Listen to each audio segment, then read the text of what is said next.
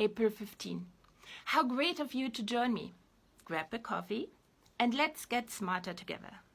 The thing never to lose sight of, nature provided us with a model of organization of society in a way that is most beneficial for all members as well as the group as a whole.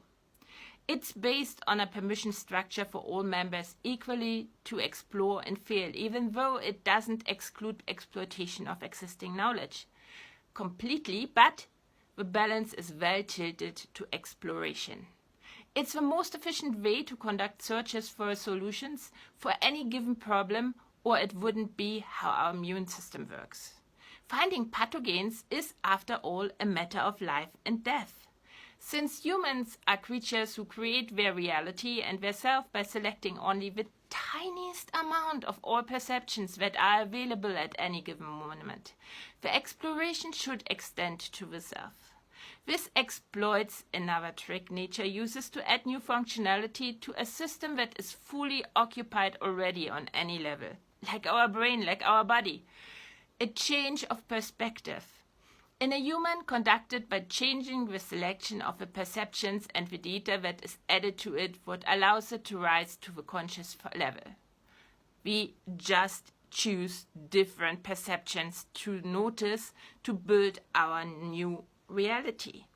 The permission to explore and feel depends on sharing any and all success between all. Not necessarily in a completely equal way, but in a way that everyone at any moment can freely choose exploration without giving a thought to their survival. Because when our teeth cells, the ant colonies, or our prehistorical ancestors in their huge social networks worked like that, everyone's survival has been and is secure, and then some. Obviously, we struggle with the principle now. Why? We started to manipulate the balance between exploration and exploitation. Most notably, sign was the invention of coinage at 3 different places simultaneously, in each case roughly between 600 and 500 BC. Before coins, people already traded goods. Of course they did. Within these human economies, any transaction was fraught with many layers of love, envy, pride, spite, communal solidarity, and any of a dozen other things. The somewhat existing understanding about the self-offering of the identity allowed an understanding that everyone could be you. In a different timeline if you just flipped the bits. If not even an understanding that you are everyone and everyone is you, as in it's all one ecosystem, one landscape in which the parts make up the whole. We may never forget that these people lived under much closer with nature, watched it, tested it, knew it. With this mindset, what's missing is a sense that the most selfish, self-interested motives are necessarily the most real ones. And this didn't change much with the rise of early credit markets. Character assessments played as much a role in whether someone got a credit as disposable income did, and a myriad of other motives. Love, hate, envy, and so on again. In the end, they celebrated together every spring when the clay tablets recording private debts were broken. Cash transactions are different because the exchange of coins erases any need for relating in any way to the other person. In fact, in a cash transaction, it's not even important that both transaction partners are human. How do you know who's hiding behind the mask?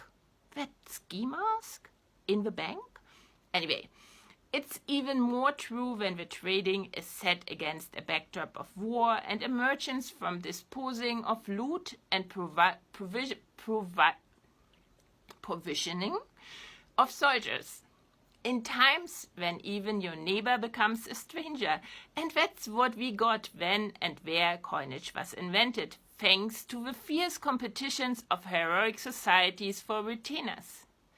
When one often had best not ask where the objects traded came from and where no one is much interested in forming ongoing personal relationships. It's war.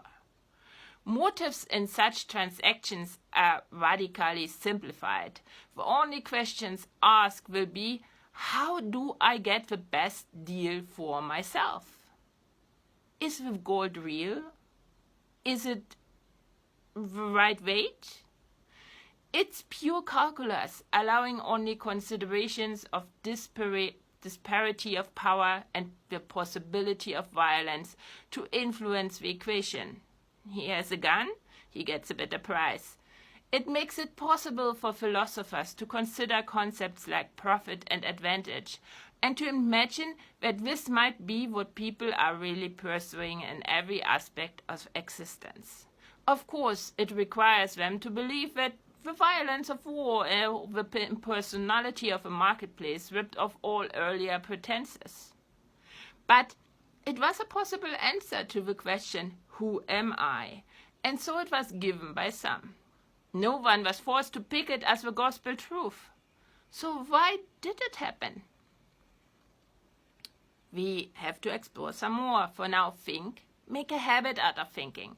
Let's turn thinking into a movement again. Like, comment, share, and follow, lest you miss a single opportunity to improve yourself and society. And just like that, coffee break is over.